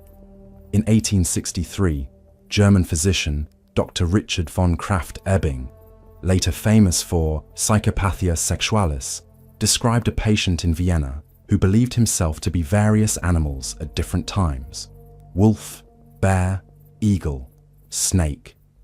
The transformations were triggered by stress or perceived threats. During episodes, the patient moved and vocalized like the animal he believed himself to be. Von Krafft-Ebing classified this as a form of paranoia with transformation delusions. These Victorian case studies share common elements. The patients genuinely believed they transformed. This wasn't performance or attention-seeking. Their subjective experience was real to them, regardless of objective reality. Physical sensation accompanied the delusion. Patients described feeling their bodies change. Bones shifting, teeth growing, fur sprouting. These sensations, though not producing actual physical changes, felt completely real. The delusion was often specific and consistent. A patient who believed himself a wolf didn't suddenly believe himself a bear. The animal identity remained stable, suggesting the delusion had psychological significance to the individual. The transformation belief often connected to times of stress, loss of control, or intense emotion. Many patients reported transforming when angry, frightened, or sexually aroused, times when the boundary between civilized behavior and primal instinct felt most fragile. So what causes clinical lycanthropy? Modern psychiatry recognizes it as a rare symptom that can appear in several different underlying conditions. Schizophrenia, the most common association. Lycanthropy can be one of many delusions experienced by schizophrenic patients. It's particularly associated with paranoid schizophrenia, where delusions about one's identity and threats from others are prominent. Bipolar disorder with psychotic features. During manic or severely depressive episodes, some bipolar patients experience delusions that can include transformation beliefs. Severe depression with psychotic features. When depression reaches psychotic levels, delusions can develop. Animal transformation delusions may emerge as a way the mind processes feelings of worthlessness or loss of humanity. Dissociative disorders. In cases of severe trauma, dissociation can involve feeling that one's body or identity has changed. Animal transformation delusions might represent a dissociative state where the patient's sense of human identity fragments. Substance-induced psychosis. Some hallucinogenic drugs, particularly those affecting serotonin systems, can trigger transformation delusions. These typically resolve when the drug leaves the system, but in vulnerable individuals might trigger longer-lasting psychiatric problems. Brain injury or neurological disease. Damage to specific brain regions, particularly those involved in body image and identity, can produce bizarre delusions, including transformation beliefs. Modern case studies continue to be published. A survey of psychiatry literature from 1975 to 2020 identified 43 documented cases of clinical lycanthropy. The patients were from multiple countries: United States, United Kingdom, France, Germany, Brazil, India, Lebanon, and Turkey. This confirms that lycanthropy delusions aren't limited to European culture. They appear wherever the concept of shapeshifting exists in folklore. Treatment approaches vary by underlying condition. For schizophrenia-related lycanthropy, antipsychotic medications are primary treatment. These don't always eliminate the delusion entirely, but often reduce its intensity and the distress it causes. For depression or bipolar-related cases, Mood stabilizers and antidepressants can help. For trauma-related dissociative cases, psychotherapy targeting the underlying trauma is most effective. Understanding clinical lycanthropy helps us reinterpret historical cases. Jean Grenier, the 13-year-old boy from 1603, probably suffered from clinical lycanthropy. His consistent belief that he transformed, his detailed descriptions of how transformation felt, his inability to distinguish his delusion from reality, all match modern case presentations. T.S. of Kaltenbrunn, the 80-year-old who claimed to fight demons as a werewolf, might have experienced dissociative states where he genuinely believed his spirit traveled in wolf form. Whether this was psychiatric illness or shamanic practice becomes a complex question when the line between cultural belief system and individual pathology blurs. Some of the medieval trial victims who confessed to werewolf transformation before torture might have already believed themselves to be werewolves. If they had clinical lycanthropy, they would have confessed to something they genuinely believed was true, making the confession easier to extract and seemingly more credible to investigators. But here's a crucial distinction. Clinical lycanthropy is extremely rare. Modern estimates suggest fewer than 1 in 10 million people experience it. Even in Victorian asylums that house thousands of patients, documented cases number in the dozens across decades. This rarity is important because it means that most historical werewolf accusations couldn't have involved actual lycanthropy. The numbers don't work. If hundreds of people were tried as werewolves across European history, and lycanthropy affects 1 in 10 million, then the vast majority of werewolf trials involved people who didn't believe themselves to be wolves at all. They were simply tortured until they said what interrogators wanted to hear.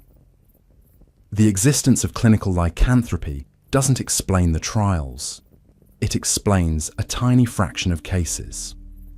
The trials themselves were driven by cultural beliefs, social panic, and judicial processes that required confessions regardless of truth. However, understanding that lycanthropy can be a genuine medical condition helps us approach the subject with appropriate nuance. We can say, some people throughout history genuinely believed they transformed into wolves, and that belief was a symptom of mental illness, not evidence of supernatural transformation. And most people accused of being werewolves were neither mentally ill nor guilty of any crime, but were victims of a judicial system that created its own evidence through torture. Both things are true. Both matter. Modern treatment of patients with lycanthropy delusions emphasizes dignity and respect. Victorian asylums often treated such patients as curiosities or as hopelessly insane. Modern psychiatry recognizes that with appropriate medication and therapy, many patients can manage or overcome their delusions. They're not monsters. They're not even werewolves in any meaningful sense. They're people experiencing a rare psychiatric symptom that happens to echo an ancient myth. The fact that the symptom exists at all, that human brains can generate the specific delusion of animal transformation, tells us something about our psychology. We contain the concept of becoming animal because we've always recognized the boundary between human and beast as fragile, maintained by behavior rather than essence. Clinical lycanthropy is a medical condition, yes, but it's a medical condition that could only develop in species that had already invented the myth. The werewolf created the delusion, not the other way around. Chapter 10. Victorian Medical Understanding, Britain's Contribution. While continental Europe was documenting clinical lycanthropy in asylums, Britain was making its own contributions to understanding werewolf beliefs. Not through trials. Britain had virtually no werewolf trials in its history, but through medical research, folklore collection, and colonial encounters with shapeshifter traditions around the world. The absence of werewolf trials in British history is itself significant and requires explanation. England, Wales, Scotland, and Ireland all had wolf populations into the medieval period. Wolves were hunted to extinction in England by approximately 1470, in Scotland by the late 17th century, and in Ireland by the late 18th century. So wolves were present during the period when continental Europe was conducting werewolf trials. Yet Britain tried virtually no one for werewolf transformation. Several factors explain this. British witchcraft laws focused on different crimes than continental laws. The English Witchcraft Act of 1542 and subsequent acts criminalised maleficium, harmful magic, but didn't specifically mention transformation. Continental inquisitions treated transformation as evidence of devil worship. English common law treated harmful acts as the crime, not supernatural abilities. British folklore about shapeshifters was limited compared to continental traditions. England had stories of cursed individuals becoming animals, but they were rare and not central to folk belief the way they were in France, Germany, or Eastern Europe. British legal culture required physical evidence. Continental inquisitorial systems allowed conviction based on confession alone, which could be extracted through torture. English common law, while far from perfect, required corroborating evidence. A confession to being a werewolf wouldn't be enough without physical proof or witnesses to actual crimes. The absence of werewolf panic in Britain meant British scholars could study werewolf beliefs somewhat objectively as foreign curiosities rather than immediate threats. Victorian Britain made several important contributions to werewolf understanding. The Folklore Society, founded in London in 1878, sent collectors throughout Britain and corresponded with collectors across Europe and the British Empire. They documented regional shapeshifter beliefs, Scottish tales of seal people, selkies, Irish stories of people cursed to become animals, Welsh legends from the Mabinogion involving transformation, and English fragments of Wolfman tales. The Society's journal published comparative analyses. Scholars noted that shapeshifter legends appeared in virtually every culture, but the specific animal and the cultural meaning varied. Europeans feared wolfmen. West African cultures feared were leopards. South Asian cultures had were tigers. Indigenous American tribes had various were animals depending on local fauna. The pattern was universal, the details were local. Victorian medical journals published extensive documentation of asylum patients with transformation delusions. British asylums were among the most progressive of the era, which isn't saying much by modern standards, but they did keep detailed case records and attempt systematic study rather than simply locking patients away. The Journal of Mental Science, the major British psychiatric publication, contains dozens of case reports from 1850 through 1900 involving patients with animal identity delusions. Not all were lycanthropy. Some believed themselves to be dogs, cats, birds, or other creatures. The journal articles attempted to classify these delusions, identify patterns, and develop treatments. One notable contribution came from Dr. Henry Maudsley, one of Victorian Britain's most influential psychiatrists. In his 1879 book, The Pathology of Mind, Maudsley argued that transformation delusions represented a psychological regression. He theorized, incorrectly but influentially at the time, that the human mind contained evolutionary layers. Under stress or illness, the mind could regress to earlier evolutionary stages, producing animal-like thoughts and behaviors. A patient who believed himself a wolf was experiencing a pathological regression to a pre-civilized mental state. Maudsley's theory was essentially Victorian evolution applied to psychology. It's now discredited. Evolution doesn't work that way, and the human mind doesn't contain earlier animal stages. But his work influenced psychiatric thinking for decades and represented serious attempt to provide natural explanation for transformation beliefs. Victorian anthropology, emerging as a discipline in the mid-19th century, documented shapeshifter beliefs in cultures across the British Empire. Colonial administrators, missionaries, and anthropologists sent reports back to Britain describing rituals, beliefs, and social functions of shapeshifter traditions. These reports, while coloured by Victorian biases and colonial attitudes, preserved information about non-European shapeshifter traditions that might otherwise have been lost. They revealed that transformation beliefs served various social functions, marking transitions between childhood and adulthood, explaining antisocial behaviour, enforcing community norms, processing trauma, or maintaining shamanic traditions. Sir James Fraser's massive work, The Golden Bough, first published in 1890, devoted extensive sections to worldwide transformation beliefs. Fraser collected accounts from dozens of cultures, showing that shape-shifting wasn't peculiar to Europe, but appeared globally. His comparative method, though now criticized for assuming all cultures evolved through similar stages, helped establish that transformation beliefs were fundamental to human culture. Victorian literature both preserved and transformed werewolf traditions. Authors like Robert Louis Stevenson, Strange Case of Dr. Jekyll and Mr. Hyde, 1886, and Oscar Wilde, The Picture of Dorian Gray, 1891, used transformation metaphors to explore the duality of human nature. While these weren't literally werewolf stories, they explored the same theme: respectable human containing hidden beast. Gothic fiction of the era occasionally featured actual werewolves.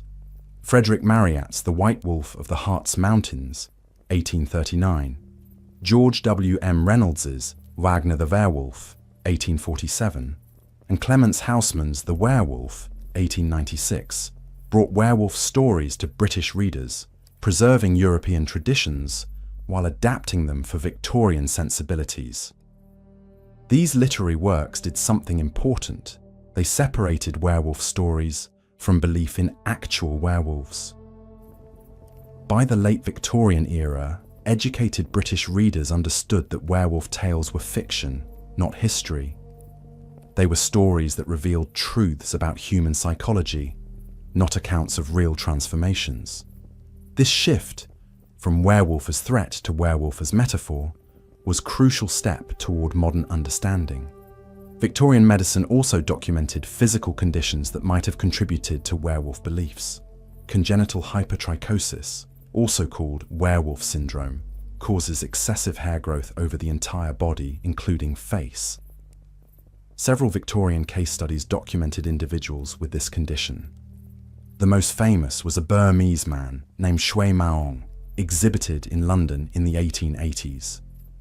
Victorian physicians understood hypertrichosis was a medical condition, not supernatural curse, but acknowledged that in earlier eras, people with this condition might have been accused of being werewolves. Rabies was thoroughly studied by Victorian researchers, particularly by Louis Pasteur in France. British medical journals reported on Pasteur's work.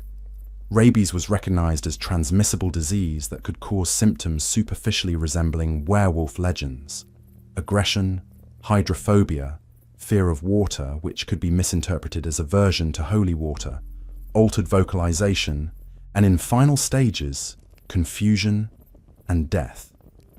Victorian doctors theorized that rabies epidemics might have contributed to historical werewolf panics.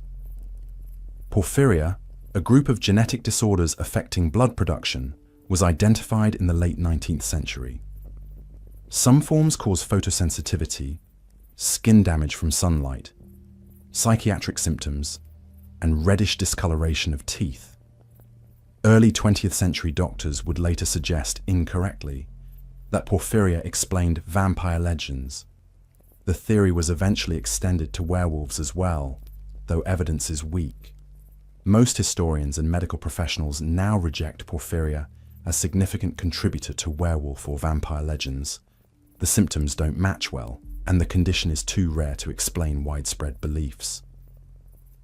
By the end of the Victorian era, British medical and academic consensus held that werewolves were not real, had never been real, and that historical werewolf beliefs resulted from combination of folklore traditions, mental illness misunderstood as supernatural, physical conditions misinterpreted through cultural lenses, social scapegoating during times of stress, and judicial systems that created confessions through torture. This consensus would spread across Europe and North America in the early 20th century. The age of believing in literal werewolves was ending among educated populations, though folk beliefs persisted in rural areas. But the werewolf wasn't dead. It was transforming once again, because in the early 20th century, a new technology would give the werewolf new life. That technology was film. Chapter 11. Hollywood invents the modern werewolf, the Wolfman. On December 9, 1941, Universal Studios released a film that would permanently transform how the world imagined werewolves. The Wolfman, starring Lon Chaney Jr., was not the first werewolf film. That distinction belongs to The Werewolf, a now-lost silent film from 1913. But The Wolfman became the defining werewolf story of the 20th century, establishing rules for werewolf lore that had never existed in folklore but would become accepted as ancient tradition. The film's writer was Kurt Siodmak, a German Jewish refugee who had fled Nazi Germany in the 1930s. Siodmak understood the werewolf as metaphor for loss of humanity, particularly relevant as Europe descended into World War II and people watched civilized nations commit atrocities. His werewolf was tragic figure, not evil monster. Larry Talbot, the protagonist, was decent man cursed through no fault of his own, forced to commit murders he didn't want to commit, aware of what he was becoming but powerless to stop it. This was revolutionary. Earlier werewolf stories featured either willing servants of Satan or people punished for specific sins. Larry Talbot was innocent victim. Audiences sympathized with him. They feared not his wolf form, but his suffering. The Wolfman made the werewolf into figure of tragedy and psychological horror rather than supernatural evil. But Siodmak's most lasting contribution was inventing werewolf rules that audiences accepted as folklore. The full moon. In the film, Talbot transforms when the moon is full and returns to human form at dawn. No folklore tradition included this rule. In European legends, werewolves transformed using magical belts, ointments, or rituals, not according to lunar cycle. Siodmak chose the full moon for dramatic effect. Its beautiful visual symbol. It's beyond human control. It's cyclical like curse that keeps returning. It worked dramatically, so audiences accepted it as traditional, even though Siodmak had invented it. The pentagram. The film established that werewolf's next victim would see pentagram symbol, five-pointed star. Again, no folklore precedent. Pentagrams were associated with magic and occultism in general, but never specifically with werewolves. Siodmak borrowed the symbol because it looked mysterious and gave the film a supernatural element grounded in recognizable occult imagery. The silver bullet. The Wolfman established that werewolves could only be killed by silver. Siodmak drew this from the Beast of Gévaudan legend, where rumors circulated that the creature could only be killed by blessed silver bullet. But those rumors were 18th century speculation, not ancient folklore. Siodmak elevated this speculation into lore. Silver was pure metal, associated in Christian tradition with purity and holy protection. Using it against werewolf made symbolic sense even if it had no historical basis. Transmission. Through bite. The film showed that werewolf curse spreads through bite wound. Victim of werewolf attack becomes werewolf. This had minimal precedent in folklore. Some medieval sources suggested werewolf condition could spread, but most treated it as individual affliction, not contagion. Syodmak likely borrowed this from vampire fiction, where the bite transmission was well established. It worked for the same reason it worked in vampire stories. It made the monster both predator and plague, adding a layer of horror beyond simple murder. Syodmak also wrote a poem for the film that would be quoted in countless later werewolf works. Even a man who is pure in heart and says his prayers by night may become a wolf when the wolfbane blooms and the autumn moon is bright. This poem sounds like ancient folk verse. It's not. Syodmak wrote it in his Hollywood apartment, but it entered popular consciousness as if it had been passed down through generations. That's the power of effective storytelling. It can create traditions that feel ancient even when they're brand new. The Wolfman was enormously successful. It spawned 4 sequels through the 1940s. More importantly, it established template. After 1941, virtually every werewolf film, novel, or television show followed Syodmak's rules. Full moon transformation, silver bullet vulnerability, bite transmission, and tragic protagonist who doesn't want to be monster but cannot control the curse. There were exceptions. Some works tried different approaches, but Syodmak's version became dominant.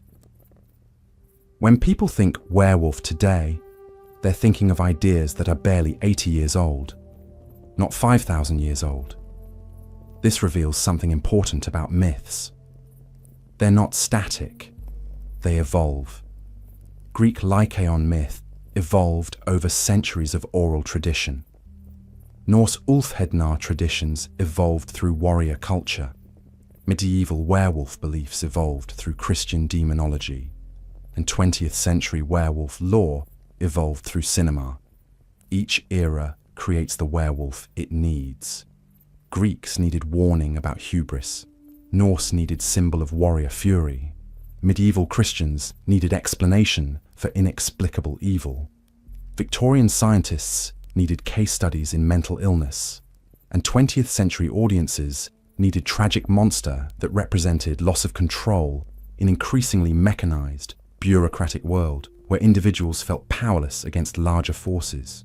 Larry Talbot, transforming under full moon, body changing against his will, mind aware but unable to stop it, knowing he'll wake up having committed murders he doesn't remember, resonated with audiences in 1941 because it captured something about modern existence. The fear of losing control, the fear of discovering you've done terrible things, the fear of containing darkness you can't eliminate. World War II was raging when The Wolfman was released. Audiences watched newsreels showing ordinary German citizens participating in atrocities. Ordinary Americans wondered what they would do in similar circumstances. Could civilized person become monster? Could you trust your own nature? The Wolfman suggested the answer was, maybe not. And that scared audiences more than any amount of makeup and fangs. After the war, werewolf films continued to explore these themes. Hammer Films in Britain produced The Curse of the Werewolf in 1961, a more explicit take on werewolf as metaphor for suppressed sexuality and violent impulses. Later films like An American Werewolf in London, 1981, and The Howling, 1981, used improved special effects to make transformations more visceral and horrifying, emphasizing the body horror aspect of losing human form. By the late 20th century, werewolf stories began exploring new angles. Some made werewolves heroes rather than monsters, embracing their duality rather than being victimized by it. Some presented werewolf transformation as superpower, strength to be utilized rather than curse to be ended. Some used werewolf metaphor for adolescence, for feminism, for queerness, for any situation where individuals felt trapped between two identities. The werewolf proved flexible enough to carry all these meanings. That's why the legend survives.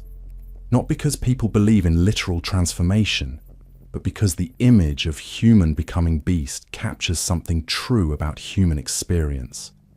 We all contain contradictions. We all feel split between civilized self and instinctual self.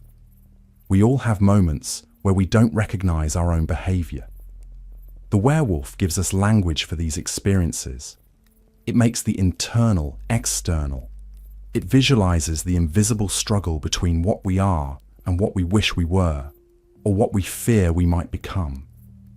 And so the myth that began on a Greek mountain 5,000 years ago continues in Hollywood studios, in television series, in novels, in games, in every medium humans invent for telling stories.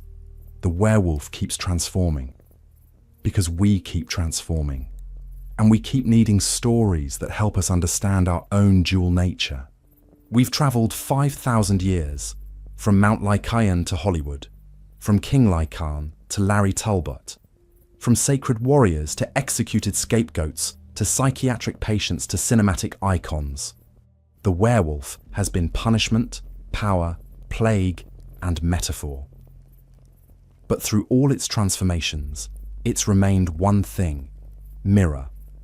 Let me summarize what we know for certain, what we can reasonably conclude, and what remains mystery. What we know: werewolf legends exist in virtually every culture. The specific animal varies: wolf, bear, leopard, tiger, coyote. But the pattern is universal. Humans tell stories about humans becoming animals. Physical transformation is impossible. No medical condition, mental illness, or supernatural force can make human body grow fur, extend jaw into muzzle, or restructure skeleton. People who believe they're transforming are experiencing delusion, not actual physical change. Clinical lycanthropy is real psychiatric condition, extremely rare, where patients genuinely believe they're transforming into animals. It can be treated. It's a symptom, not a supernatural event. The werewolf trials of medieval and early modern Europe resulted in execution of hundreds of people. Most were innocent of any crime. Many confessed under torture. Some may have committed real murders that were attributed to werewolf transformation. A few may have suffered from clinical lycanthropy or other mental illnesses, but none literally transformed into wolves. The beast of Gévaudan was real animal that killed over 100 people. It was not a werewolf. It was probably a large wolf-dog hybrid, or escaped exotic animal. Its identity remains unknown because the body wasn't preserved for scientific examination. Modern werewolf lore, full moon, silver bullets, bite transmission, was mostly invented by Hollywood in 1941, not preserved from ancient folklore. What we can reasonably conclude: werewolf legends served multiple social functions throughout history. They explained animal attacks. They provided scapegoats during times of social stress. They encoded warnings about loss of humanity through immoral behavior. They marked transitions in warrior cultures. They helped process trauma. They gave communities facing inexplicable violence someone to blame and methods to respond. The persistence of werewolf legends across millennia and cultures suggests they fulfill deep psychological needs. Humans need stories that explore the boundary between civilization and wildness, control and chaos, human and animal. The werewolf provides that story. The specific form werewolf legend takes reflects the fears and values of each culture. Greeks feared hubris. Norse valued controlled fury. Medieval Christians feared Satan. Victorian scientists studied pathology. Modern audiences fear loss of agency. The werewolf adapts to carry whatever meaning each era requires. What remains mystery? Why does human psychology generate animal transformation delusions specifically? Clinical lycanthropy is too rare to be evolutionary adaptation, yet it occurs across cultures. What about human cognition makes this particular delusion possible? Were any historical werewolf trial defendants actually guilty of the murders attributed to them? We know many were innocent. We suspect some were mentally ill. But did any commit real crimes, perhaps serial killings, that communities explained as werewolf attacks? We can't know. Records are incomplete, confessions were tortured, and we cannot examine evidence with modern forensics. What exactly was the beast of Gévaudan? We'll never know for certain. The body is gone. The best we can do is theorize based on descriptions and behavior. These mysteries don't diminish what we do know. They simply remind us that history is incomplete. We interpret from fragments. We make best conclusions we can from surviving evidence. But gaps remain. Here's what matters more than any specific factual question. The werewolf legend has survived 5,000 years because it tells a true story. Not true in the sense of literal transformation. True in the sense of capturing something about human experience that remains constant across time and culture. We contain two natures, civilized and wild, controlled and instinctual, who we present to the world and who we are in moments of stress or fear or anger. Most of the time we maintain balance. We keep the wild nature contained. We function as social beings.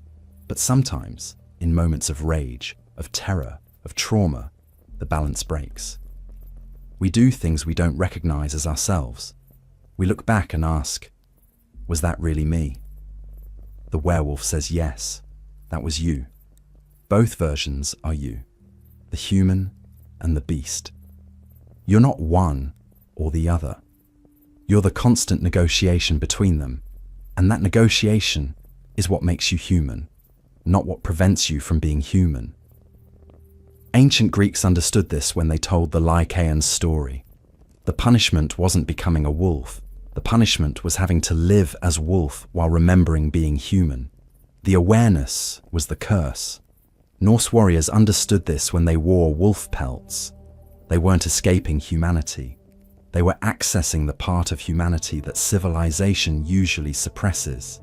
And they paid the price afterward, weakened and changed by what they'd channeled. Medieval communities understood this when they hunted werewolves. They were hunting fear itself. They needed to identify the source of chaos and destroy it. That the source was often innocent didn't matter. What mattered was the community's need to feel they'd eliminated the threat, even if the real threat was starvation, disease, or social collapse they couldn't control. Victorian doctors understood this when they documented patients with transformation delusions. They saw that the mind could become stranger than any fiction. That human psychology contained depths that science was only beginning to map. Hollywood understood this when they made Larry Talbot tragic rather than evil. Audiences didn't fear the wolf. They feared the loss of control. They feared the moment of waking up and realizing you've done something terrible while not being yourself. They feared that maybe you were being yourself, just the self you spend your whole life trying to hide. And we understand this now, in the 21st century, when we keep telling werewolf stories in endless variations. We're not writing about wolves. We're writing about us, about the moment when careful control slips, when the calm face cracks, when you hear your own voice saying things you didn't mean to say, or feel your hands doing things you didn't decide to do, or wake up from dreams where you were running on 4 legs and it felt natural. The werewolf endures because that experience of containing something that feels foreign yet is fundamentally you is universal and permanent. As long as humans struggle with self-control, as long as we experience emotions that override reason, as long as we look back at our own behavior with confusion or horror or shame, we'll need stories about transformation. Not transformation of body, transformation of self. The shift from who we intend to be to who we become when intention isn't enough. That shift is what the werewolf has always represented. That shift is what makes the werewolf immortal. So when you find yourself changed by anger or fear or desire, when you act in ways that surprise even you, when you look in the mirror and barely recognize the face looking back, remember the werewolf. Remember that this struggle is ancient as human civilization. Remember that you're not alone in containing contradictions. The beast is not your enemy. It's the part of you that hasn't learned language yet. The part that remembers being wild. The part that civilization hasn't fully tamed and never will fully tame. Learning to live with that part, negotiating with it, accepting that it exists without letting it control you. That's the work of being human. The werewolf myth is 5,000 years old. It'll last another 5,000. Because as long as humans exist, we'll tell stories about the human who becomes beast. Not because it might happen literally, but because metaphorically, it happens to all of us.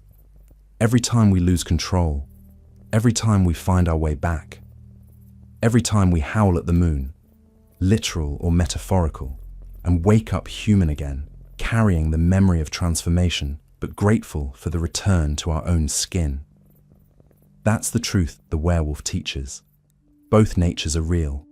Both natures are yours. The challenge isn't destroying one or the other. The challenge is learning to be both, human and beast, civilized and wild, the creature that can speak of its own darkness without being consumed by it. This has been the complete history of the werewolf. Thank you for listening.